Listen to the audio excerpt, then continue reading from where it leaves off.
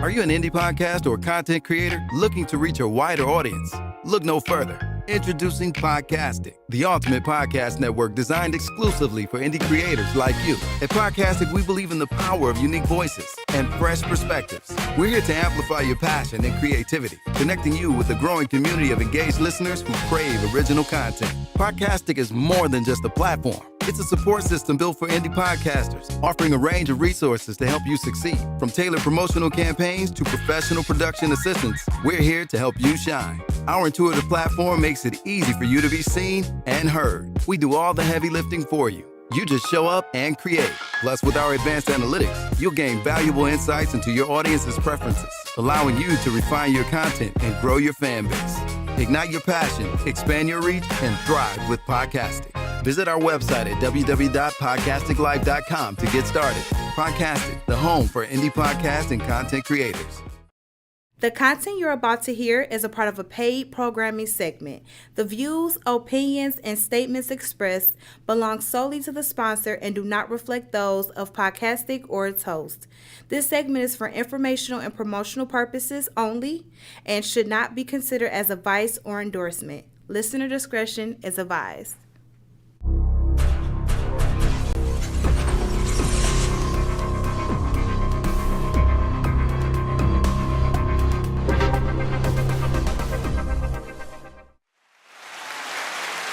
Hey. What up, everybody? Happy Thursday. And we are back for another amazing episode of A State of Mind, where we kick off and we talk about everything in real estate. And I'm so excited about today's guest. She is amazing at what she does in our community with helping home buyers qualify for mortgages and down payment assistance. So that's something that we're going to tap in on today. So hey, without further ado, let's welcome Tangela Cole from First Merchants Bank. Hey, Tangela. Thank you. Hey, how you doing today? I'm doing great. Great. Awesome. So you want me to... I want you to introduce yourself. I'm sorry, y'all. I'm Tangela Cole, First Merchants Bank, a community home lending loan officer. I've been originating loans for 28 years. Wow. And probably it's going to stop at about 5 years. Okay, you're going to give it up? Yep, I'm going to give it up. Okay. 28 years. That's amazing. Yep. I love doing what I do. Okay. I believe that what I do as far as my work and helping individuals is also a form of ministry. Yeah. And that God has anointed me to do this. Okay. So I take on some real challenging loans. Yeah. And just, do my best to try to help individuals become homeowners and build generational wealth, because that's really what it's all about, right? That is what it's about. And you do such an amazing job at it. Thank you. Because we work together on several deals. Yes, ma'am. Where we have a good partnership, and that's something that I do appreciate about you in the industry. So Tangela, tell me about your year so far. I know we're ending the first quarter. So how's business going right now? Well, right now it's really picking up. I'm probably getting about 3 to 4 applications daily. Really? Yes. And every time I think I'm caught up, here comes another app. That's awesome. So I wake up every morning looking at my app load, and it's probably a good 3 to 4 that's coming in. Okay. The year started out really slow. Okay. I think it had a lot to do with the weather. Yes. But right now it's really picking up. So I know probably May, June, July, August, it's going to be nonstop. Really? I won't even be able to take vacation like I'm told to do. Well, that's a good thing. Good thing. Yeah. Now, as far as working in the applications, do you see more from first-time home buyers, returning clients? So mostly 99% of my applications are first-time home buyers. Okay. Right. So I think I get a lot of referrals. Okay. And that's probably due to the way that I've been accustomed to stacking those grants. Let's go into that. Let's talk about the grant money because... So it's out. Yeah, it's out. It's out. City of Detroit has their grant money out. And so we at First Merchants, we try our best to tap into as many grant programs that we can so that we're able to help individuals. I'm able to stack up to 3 grants for a customer if it's possible. And really those stacking of those grants is really about about the timing of the application Okay. and when the grant funds are out. So I do my best. I think last year I did 381,000 helping individuals. The year prior to that, it was 454,000. So And a lot grant of the, money that and- you and gave grant out? money but the bank overall probably did about 5 to 8 million in grant funds. Yes. Wow, that's amazing. Yes. That's amazing. Yep. So I know you work with first-time home buyers, so let's go back into that.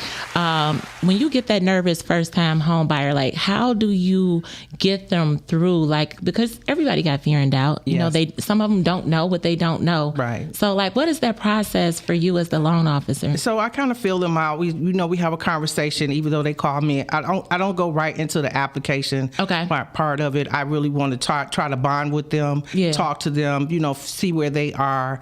And I'm always encouraging them and letting them know the process may be daunting. Okay. And it may feel like it's overwhelming, but it's really about you and I and the relationship that we establish. So I always especially try to build that relationship with that first time home buyer so that they are at ease with the process. Yeah. Because it is a lot to do. Yeah. It is. And I kind of talk them through. I also let them know, if other people, in the operations department start asking for documents and things like that, always come back to me if there's anything that you don't understand. Yeah. So it's a constant, texting early in the morning, the emails, the calls. They call and they ask questions, and I try to be there to help them and answer those questions for them to make the process a little bit more smoother for them. Yeah. Overall. And something that I do adore about you, you show up to the closing. Yes. It's not many loan officers that I've worked with where they show up, and I mean, I don't even think you've missed any of our closing. Right. You show up, you bring the check in. When it's time to close, they know that, hey, we got some grant money. Yes. So yes. I know a while ago, year before last, you had stacked 3 grants and you got, 50? Was it? In 24, there were 2 individuals. One young lady, she received 57,000. I think 500, and then the other young lady, I love to tell this testimony, she was 85. Okay. And she was 85 years old, 85, and her son was renovating a house for an investor, and she needed to move. She said that her rent was going up to $1,300 from $900, and she came to me. She had a grant from the city, and she had been trying to do the process for 4 months. Oh, wow. And so what happened was we had 3 weeks to do the deal, and I was able to stack some other grants. She wound up getting $55,000 in grant down payment assistance. Oh, my God. But not only that, What? 15-year loan. What? 5.625 interest rate. Oh, wow. And her payment was about $560 some. She came to the closing table with $53. That is beautiful. Yeah, So she yeah. went from even paying $900 down to $500. Never even hit $1,300. No, Tasha, that's a testimony. And I just want to say this. Sometimes I look at some applications, right? I remember having a young lady, and she had about 3 pages of student loans. Did she? Right, and had 2 bankruptcies. I didn't think at first that it was going to go through, and I'm sitting there looking at the application, and I hear, and I'm going to say it, God tell me, process the application. Right. She closed on the loan, and I was even shocked. She closed, she was approved, closed on that loan. So a lot of times. Even after the bankruptcy? Two bankruptcies, not one, Wow. 2 bankruptcies. Okay. And 3 pages of student loan debt. And she still got a house. And she got a house. So she closed on the loan. Home ownership is possible. It is possible. So for people out there that's doubting it, that's like, oh my gosh, I don't know. I had a bankruptcy. So the best thing for them to do would be to reach out to a loan officer first. Yes, definitely. Or either a housing counselor. Okay. Sometimes they may come straight to you, the realtor. Sometimes it's probably good to really go to a HUD housing counselor or a Mr. Certified housing counselor. Okay. I'm not going to throw out any names. Right. If someone want to get that information from me, they could call. Because most of the time, the housing counselor is going to go through certain things with them. They're going to do a soft pull on the credit. Okay. Right. They're going to get the income documents, and they're going to kind of go through the whole little pre-qualification with them, and then they will send them over once they know that they are ready. Gotcha. The housing counselor also can know what questions to call that loan officer and ask that loan officer. So sometimes it's really good to start right there and then come to the loan officer after that. Got you. So start with the housing counselor. The housing counselor. Okay, yes. so that's for everybody that's considering to purchase a home, want to be a homeowner this year. Start with the housing counselor. Yes. Okay. Yes. And we have So I don't know if you want me to mention any. No, you don't have to. Okay. But it's a bunch of them out there. Yes. And they can find them on either call you. They can call me. They can Google HUD certified counseling agencies in Detroit, and a whole list will come up. Okay, Yeah. all righty. So how many grants you got going right now? Let's get to the money. How much money you got out there for the people? So when you say, well, really the city of Detroit have their grant funds out, which is $25,000, right? Okay. So I'm able to do the city of Detroit, the Federal Home Loan Bank. Launch is coming out in April. That's going to be $20,000. That's going to be up to $20,000. That's up to $20,000. Okay. Yeah. So we definitely have MSHDA always. That's $10,000, and then federal. My lender, we have up to $10,000, anywhere from $3,500 to $10,000 for qualified buyers. Okay. All right. And I'm able to, if I can, I will stack those grants to give them the most that they can get. They can get all this money to buy a house. Damn near get a free house. Yes. Your house damn near be free. Average, I find that it's about $35,000, between $30,000 to $35,000.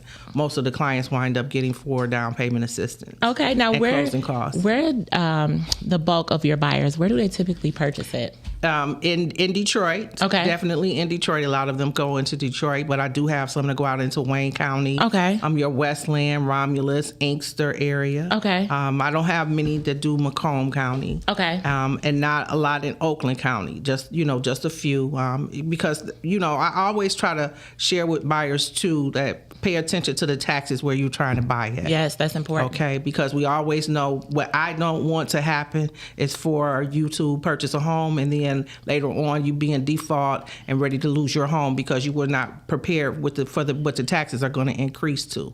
So definitely, I get a lot of Detroit buyers. Okay. And I try to encourage people to continue to buy in Detroit because Detroit is forever improving. Yes. And yes. you can look at certain neighborhoods and know where this is on the upcome, right? So we want to get in now while we can, And so even for like right now, I'm sorry, I'm just talking. Go ahead. Go ahead. So now at this time, like I'm calling clients, that I've pre-approved or spoke to last year to let them know this is the time. Yeah. Right, it's now, because grant funds don't last forever. No, they don't. Right. So it's a pot of money and it's there until it is gone. So you have to be ready to go when they are released. Okay. The other thing you want to know about grants is that you have to have a fully executed purchase contract. Okay. Right? And when you say fully executed, what's that? That means that you have gone and you are pre-approved with the lender. You have gone to the realtor. You have shopped for a home. You have signed a contract with the seller and ready to go. You've done your home inspection. That's when you can really apply for those grants. We might do a pre-approval saying, okay, you do qualify based off of your income for the grant, but you do not get the grant until you have a fully executed contract. Okay. So you have to be ready to buy when those grant funds release. Okay, because they're going to run out. Yeah, they're going to run out. Because you're not ready, somebody else is. Yes. Okay. And have you had an incident where a client or have come to you, they were ready to buy and they were like, hey, I'm ready, but they didn't have that fully executed contract and the grant money ran out? All the time. Really? All the time. I know for the city of Detroit, probably 2 years ago, a lot of individuals were probably still in the pipeline and the funds ran out. Wow. And when we get a pot of money from the Federal Home Loan Bank, right, and I don't want to disclose how much, but each bank, each lender gets a sum of money. Right. And that's it. Once it's gone, it's gone. Yeah. So you have to be ready. Another thing I have noticed that sometimes when clients have to really listen to what the loan officer is telling them and the realtor when it comes to getting those grant funds. funds, right? Because I had one young lady, she disqualified herself by working too much overtime in the process. Really? Yes, because those grant funds are based off of income. Okay. Right? So, whoever the funder is of the grant, like whether it's a federal grant, different things like that, they let the municipality or the lender know what the income cap is. Okay. And so you might start out with the pre-approval stage qualifying for the grant, but then you keep working overtime trying to save up more money, and we understand. But then when it's time and you go into contract, you may have worked too much. Jesus. And so that overtime will kill the deal. Wow. Yep. Because the grant money ultimately is to help people cut the cost. Yes. And so they do have qualifying restrictions. Yes, they do. They do. Income restrictions. They do. Okay. Yep. So, and they also have, you have to have some skin in the game. Yeah. Right. You can't just use the grant money. You can't use grant money for your EMD, your earnest money deposit, when you do go into contract. You can't use grant money for your home inspection or your appraisal. Mm-hmm. You have to have those funds ready to go at the time of application. Mm-hmm. So, yeah. And then most of your grants require you to have possibly a minimum of $1,000 into the transaction. Okay. That's something small. That's a small amount That's of small. That's small. But the EMD, I find, and you're a realtor, you know, the EMD is usually cost about how much? Typically, it's on a range of like 1%. Okay, 1% of the purchase price. Yeah. Like I have a contract right now on one of my listings, and it's a $200,000 purchase price, and the EMD is like $1,000. Okay. So, I mean, typically we like to see 1% so they can have, like you said, some skin in the game, so we know that you're serious when it's time to purchase that home. Right. It's like, hey, this is the amount that I'm looking forward to putting down to take your house off the market. You know. So let's talk about your year so far. I know you said you got some things going on in the pipeline. How many closings have you had? So far this year, I think I've had 2 closings. Okay. Just so far this year. It really started out really slow. Okay. Two new homeowners. Two applications, probably about 6 or 7 right now. So so it's picking up. It's picking up. That's that spring market. It's picking up. It's coming up through. Now, how long is this money from the city of Detroit going to be around? I can't say. Again, it's based on how many people apply for it. Okay. I believe... I thought it was like 400 slots. I don't know how many slots. Okay, so that was a whispering rumor. Somebody had said it was like 400 spots. I try not to get into all of that, right? You just wait. I'm just, okay, the money is here. Do you qualify? That's it. Hurry up and get it. And let's go. You qualify, and I'm putting the urgency into their spirit that they need to move forward and start to get a house. I remember one year I had a young lady, and she was going back and forth about a vanity. Right. Oh no. She had funds of herself. Okay. And she was getting probably $40-some thousand in down payment assistance. What? And I had to say to her, listen, you could go to Lowe's and buy you a vanity afterwards. Don't nitpick the little things like that, especially when you're getting that down payment money. Exactly. You want to go ahead and secure out those funds, And so also I want to just share, like with down payment funds, right? Those funds are forgivable, right? Okay. And they are for first-time home buyers.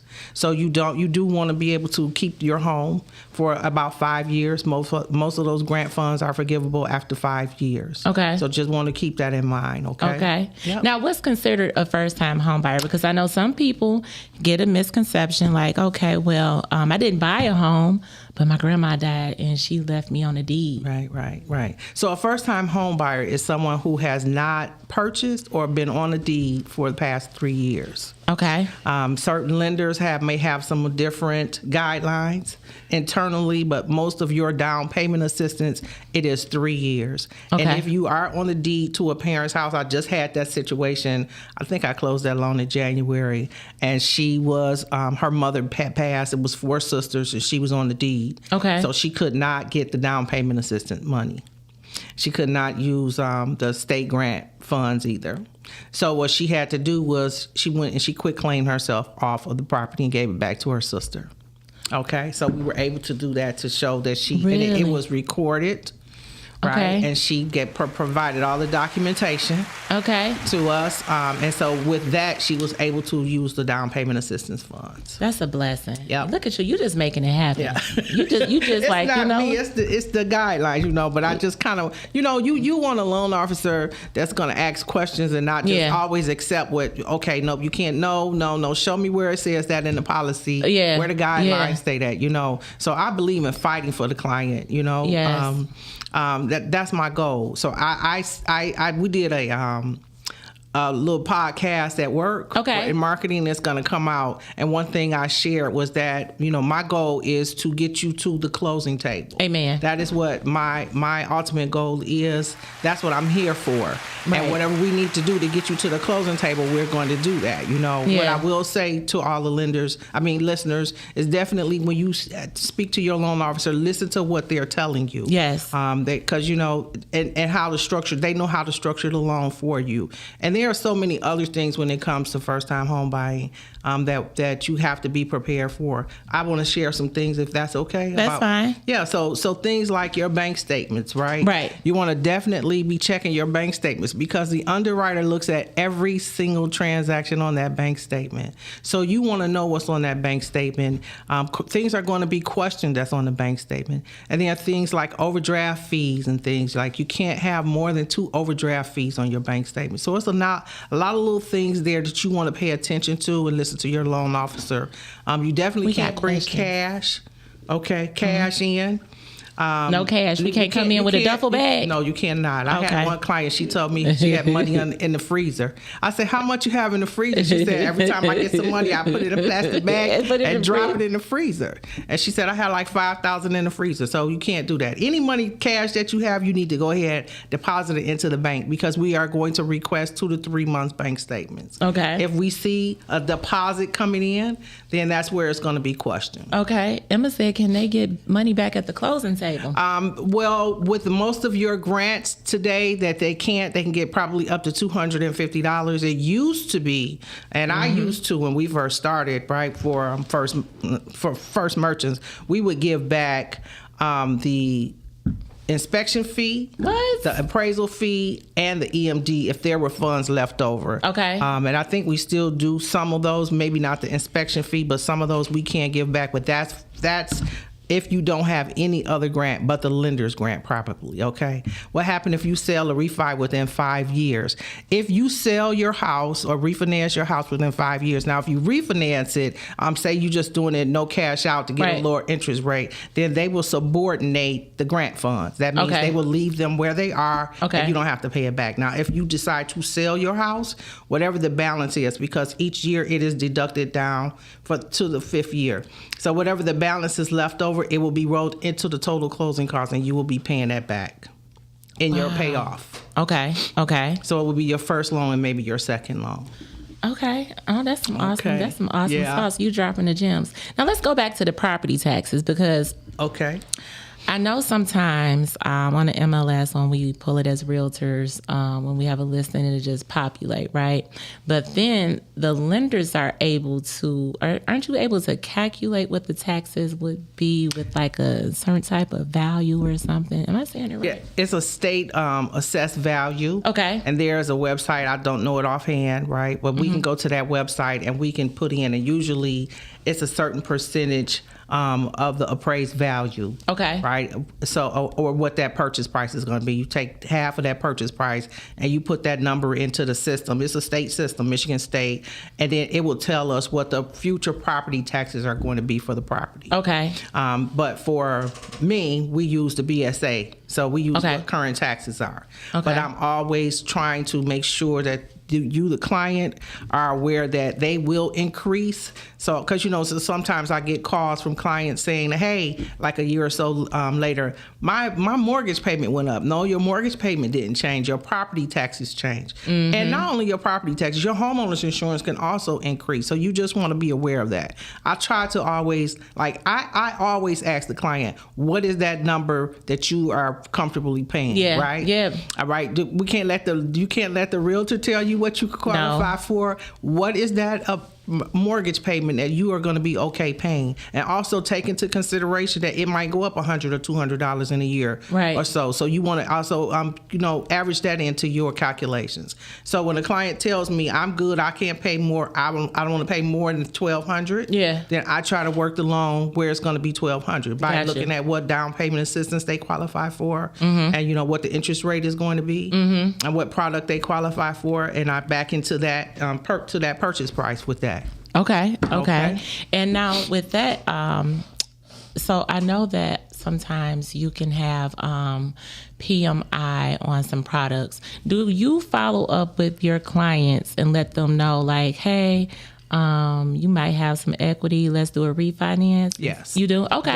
Definitely. We'll do that. And then I start looking at past clients about 3 years out. Okay. Unless the market changes and we get a major interest rate reduction. And I know 3, 4, 5 years ago, I did 7% interest rates. So I'm looking at those to refinance. I always give a rule of thumb. I was taught it should be 1 1/4.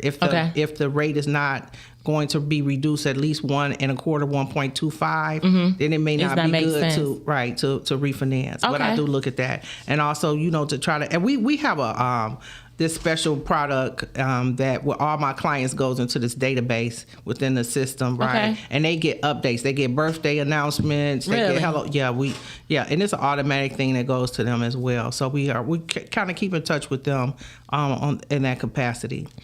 So that's what happens with the PMI. But I try my best not to do PMI for clients. So we have products that don't require PMI. Okay. All right. And sometimes if the PMI is too expensive, there's a way that we can do a single premium on a conventional single premium PMI. So we would actually roll in the PMI into the closing costs. Okay. So they can avoid that monthly fee. Yep. Okay. Yep. They won't have it. So if I look to see that the PMI is $70 or $80, but the total is maybe $600 or $700, I might just roll that in order to make the deal work. Oh, that's so awesome. Yeah. So it's a lot of little things that we could do to make the deal work. And the goal is you definitely want to have someone that's really working to make sure that they've tried everything possible. I have a good example of a deal that I just did a pre-approval for, right? And I didn't think it was going to go through. The person only has, and I hope I hope I can say this,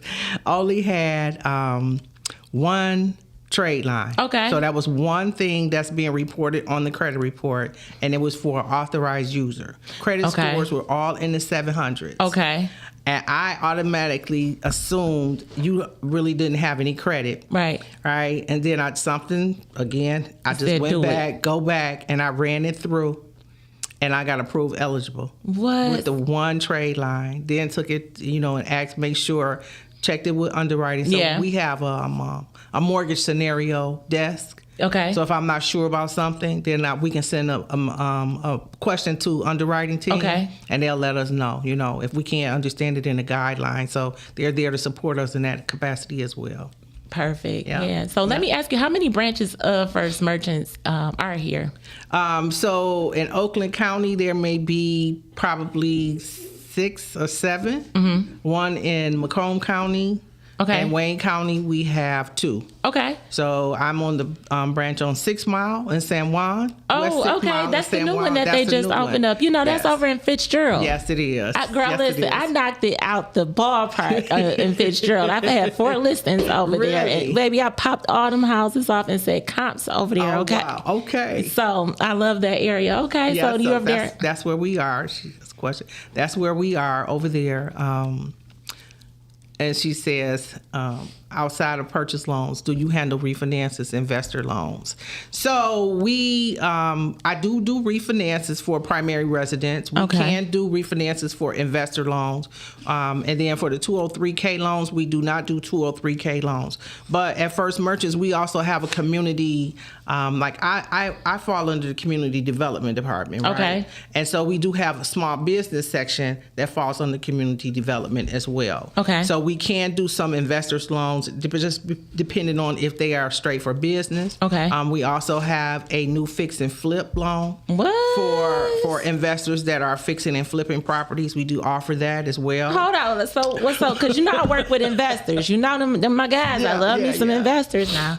So I have some investors, and Okay. they may need to do some Yeah. fixing and some flipping, and I could send them to you. Well, not to me, but I will direct you to the right department, and Okay. to the right person, because I don't do them per se. Okay. But we do offer those at for First Merchants, Okay. as well as we do a lot of small business loans, especially for in the community. So Really? just definitely stop on by over there. Was it 7525 West McNichols, 6 Mile in San Juan? Okay. And we can let you know what we able to help you with. Okay. Yeah, That's and I definitely exciting. want people to come out and support that branch, because we really do need the support. So come on out, Okay, Yeah. and Fitzgerald. And Fitzgerald, I hope my right. clients are listening that that's one of their areas that they live in and they frequent in that Yeah, area. So yeah. I'm going to tell them to So give that's you a all call. of your Bagley, Fitzgerald, Yeah. right? Yep.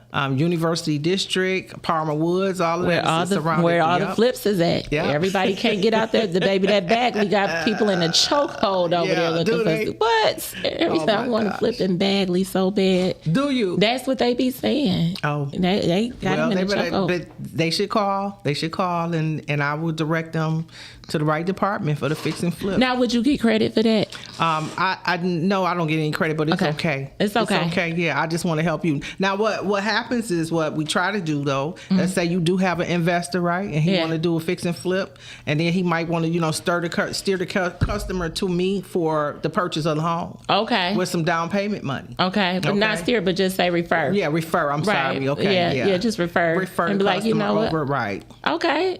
Right, for the down payment assistance.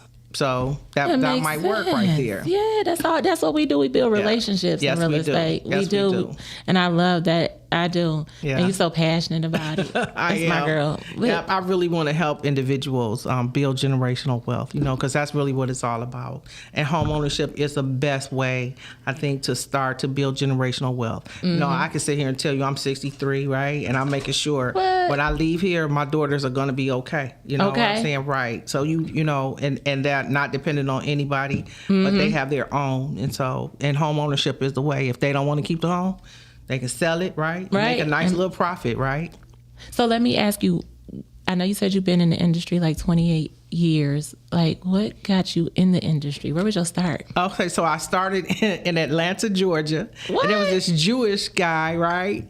And he hired me to start calling. It was a $20,000. I think they was home equity loans. Okay. Right. And so he act like they were home improvements, and I would sit there and call, and then he would just keep coaching me on different things that I needed to do.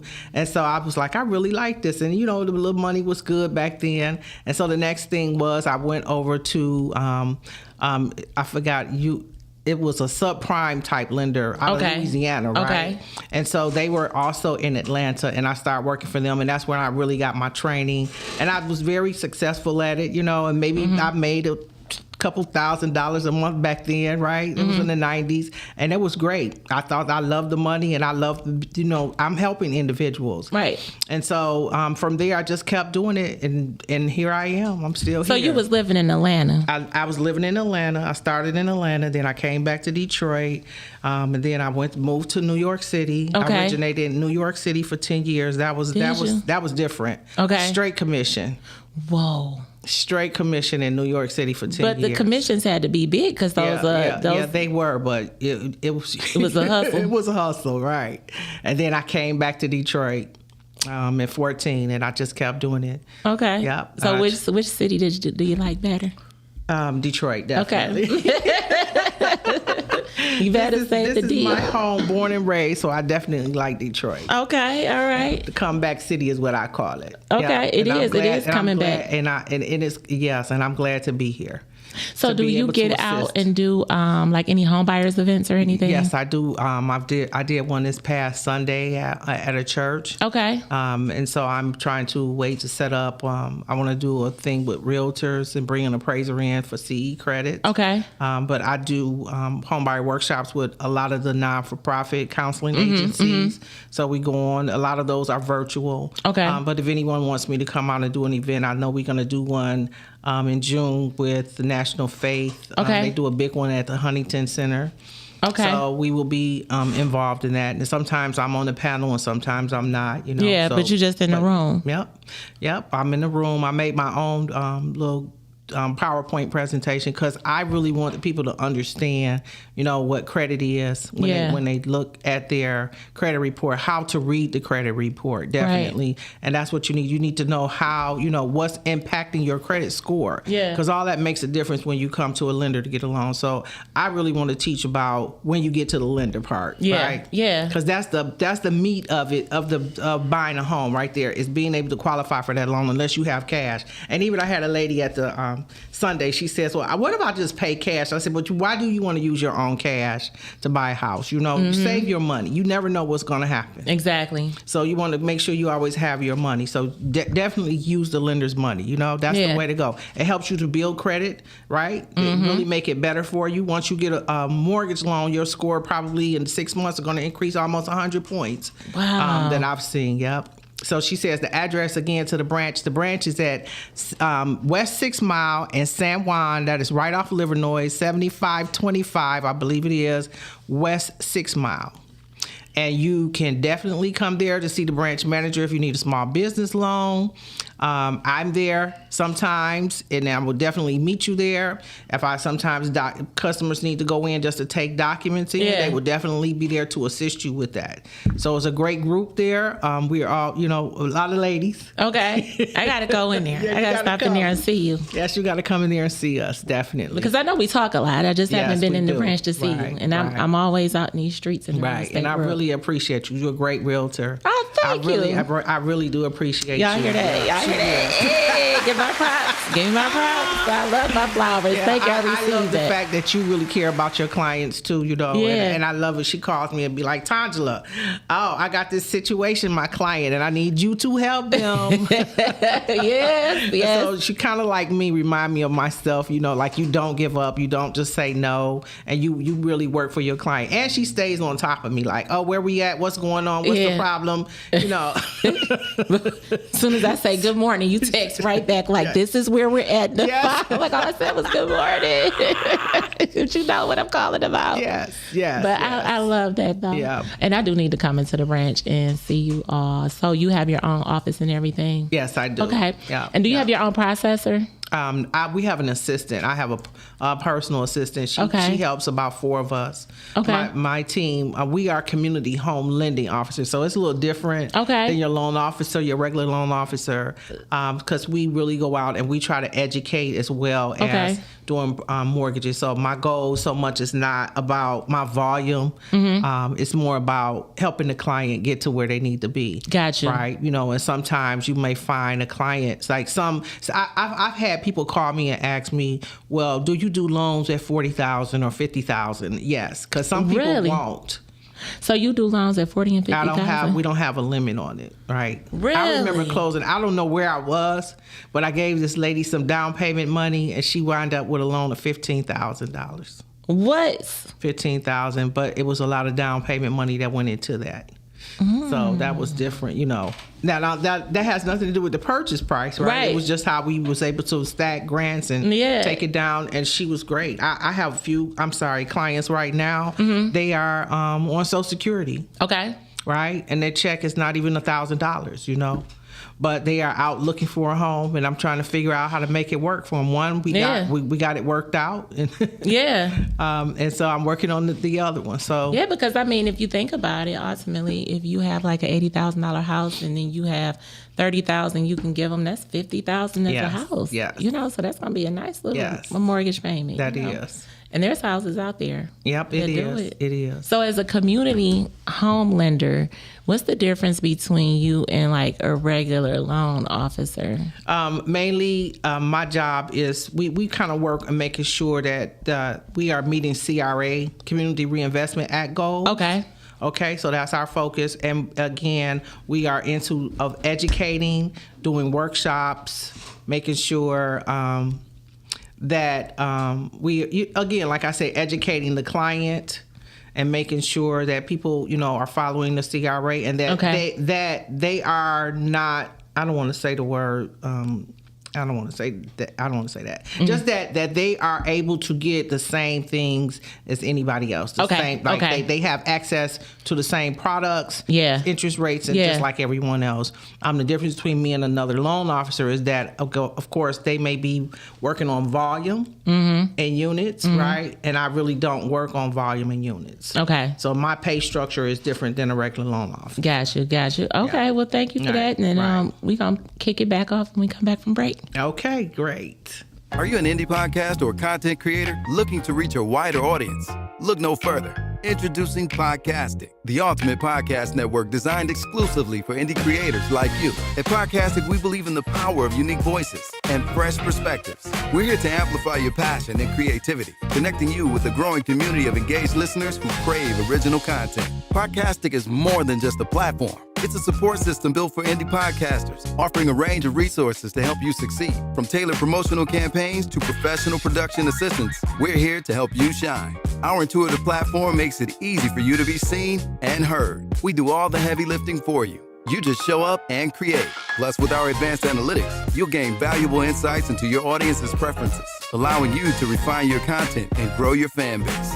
Ignite your passion, expand your reach, and thrive with podcasting. Visit our website at www.podcasticlife.com to get started. Podcastic, the home for indie podcast and content creators.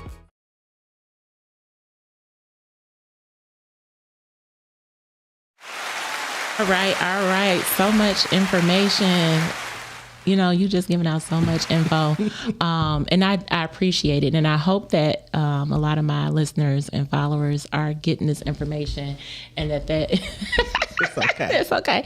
And that they'll reach out, because everyone is always like, I want to buy a house. And that's where it started. They see something on social media and they're like, I want to buy a house. Right. And I get people that reach out to me, and I'm excited to have you on so you can really drop the knowledge and help us out here in the community grow, because that's what it's about. Right. They're building homes left and right in the city of Detroit. They are. I love how the investors are so adamant about fixing and flipping because, baby, these houses is looking good. Yes, they are. I mean, my investors make these homes look good. They do. So I really appreciate that when people come in and they have that passion about providing a quality property for a family and then connected with a loan officer. So let me ask you this.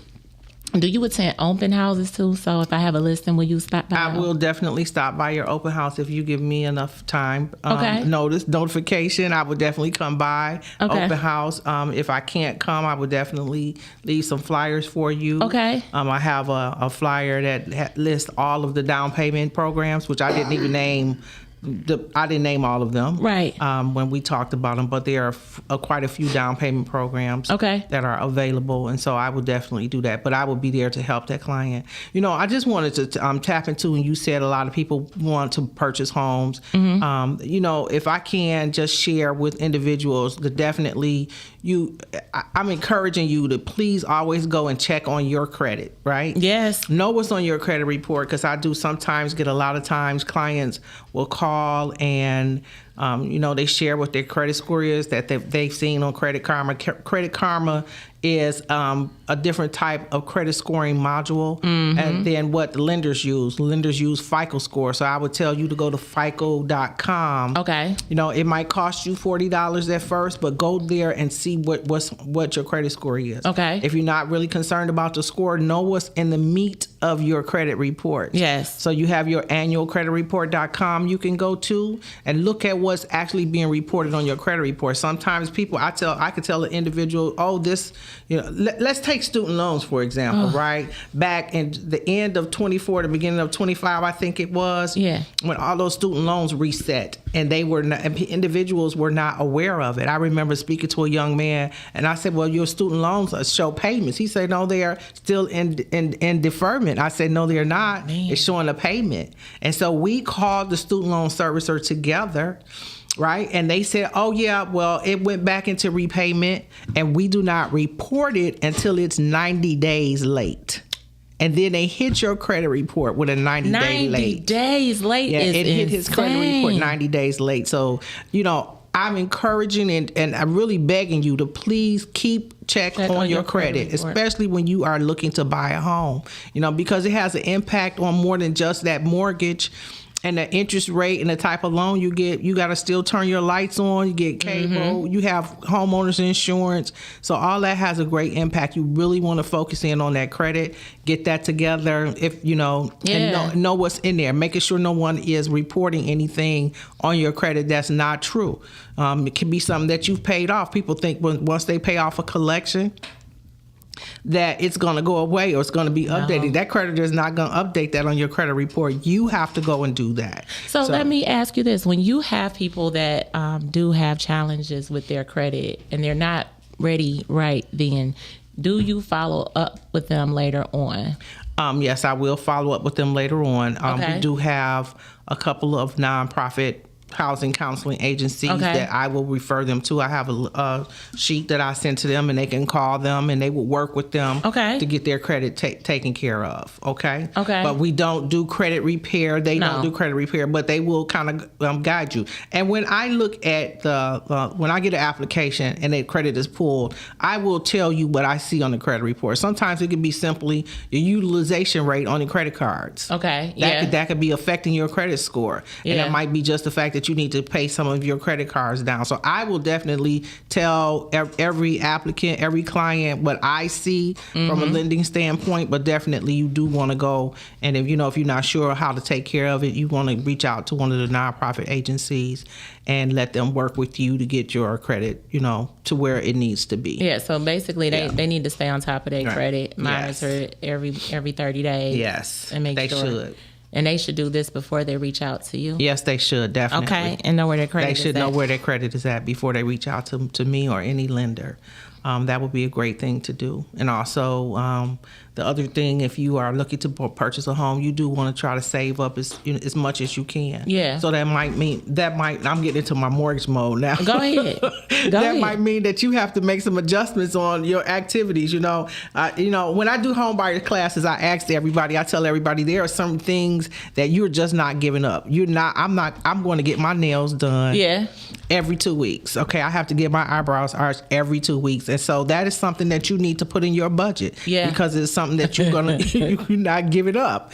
Yeah. Those are non-negotiables. Girls got to keep our nails and brows together now. So you definitely, may want to really look at your bank statement. And you'll be surprised if you take your bank statement.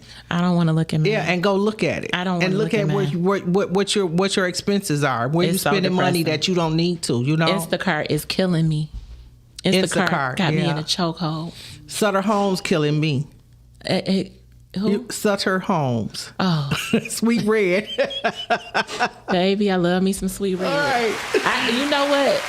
I did, not to get off topic, but I did have to let that membership go for Cooper's Hawk. Oh, you did? I let it go. Oh, wow, I've switched this around. I'm sorry. Turn that mic back around. Okay, there you go. Yeah, there you go. But definitely you want to look at that and see is there anything that you can, make some accommodations on. Yeah, and maybe make some sacrifices and things like that. You definitely want to do that. So when you're ready to buy a home. How far in advance if somebody's looking to purchase a home, should it be like a 6-month or a 12-month timeline for them?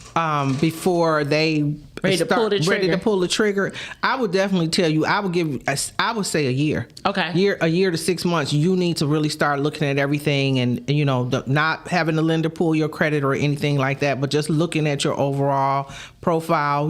Checking your credit, making sure you got a savings plan in place and things like that. The other thing I want to say about savings, a lot of people don't believe that the 401k can be used as an asset. Really? Right. So we can use a 401k as your asset and put it on the application, and you don't necessarily have to pull funds from it, but you can. Okay. And I think it's best if you took a loan instead of taking money out as a first-time home buyer, so you don't have to pay the taxes. Okay. But we can use a 401k or any type of retirement account that you may have as an asset on your loan application. And all these little nitbits that I'm sharing with you is to help to just the overall profile of your loan application. Because some things mean, it's just one little thing could be the difference between a approval and a disapproval. Yeah. So and just making sure too. One thing I will tell you that will slow down a loan. What? Is when the clients are not sure how to get documents to the lender. Oh, Jesus. So that is extremely important. Yeah. So ahead of time, that's something that you want to do. You want to go in and you want to know how to PDF and pull down your pay stubs and your bank statements and your 401k statements. Or even call your realtor. Yeah. Because that's what a lot of my clients might do. Like, I need to send something over. I'd be like, well, send it to me or take a picture of it. And, I'll PDF it and package it up for them. That's what the realtor is here for, All right. Now, I'm going to be calling my realtors now and telling them. Yeah, help your client. Help your client. Right. Because, we all trying to get to the closing table. Everybody want to have key day, Right. So, but you're going to be helping your client, too, with the city of Detroit. Their down payment assistance now, there is a program that you have to go into to apply for it. You have to, and you can't even register for that loan.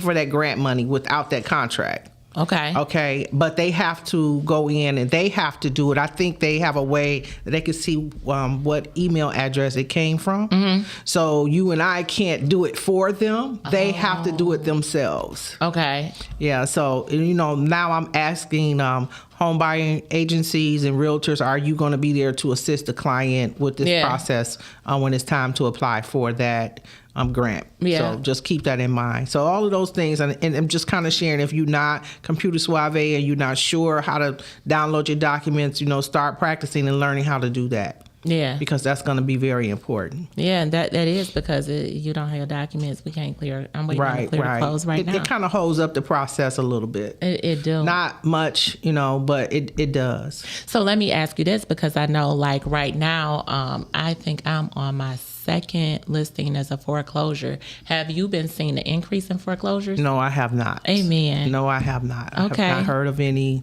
No. So that's a blessing. That is a blessing. I'm on my second one.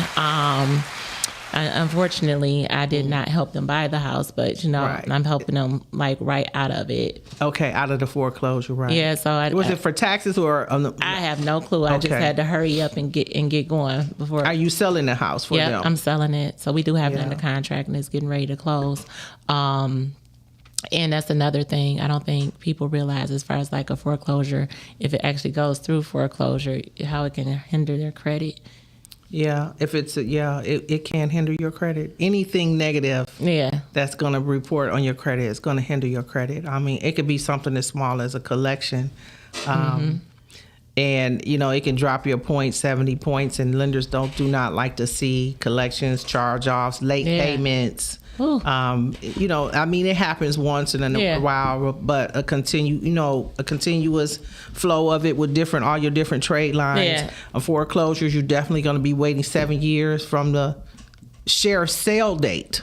Really? Not the date that you went into foreclosure, the date that the share sold it. And so is it the law in Michigan is you have a right to rescission? Is it 6 months or a year? Yeah, it's 6 months. Okay.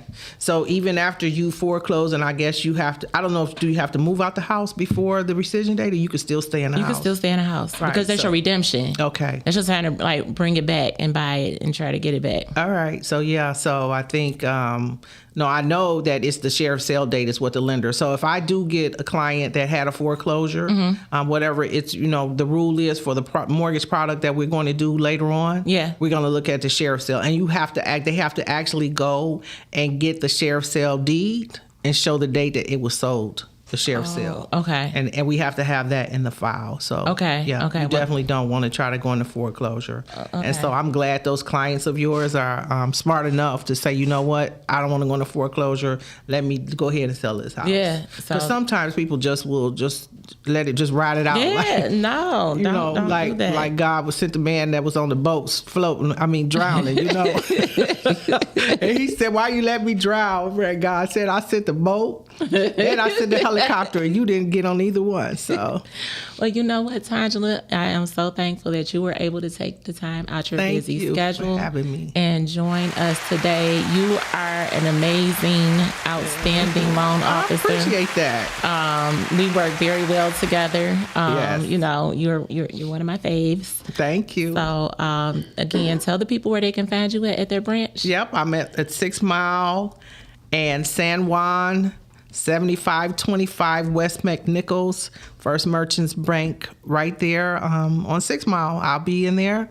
I'm not there every day, but you definitely get in touch with me if you go in there. I don't know if you don't. Can they find you on social media? I have a social media page through First Merchants, as well as my own personal, which is simply Tangela Cole. And if you go on that page, you're gonna see all those checks she was talking about. Because every time we do a closing, we write out a check and we take it to the closing and give it to the individual. So I list those on my personal and my bank page. Amen. So, yep. So Amen. that's it.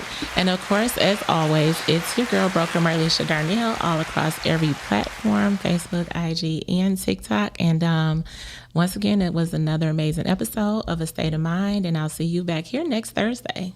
Okay. Thank you. Thank you.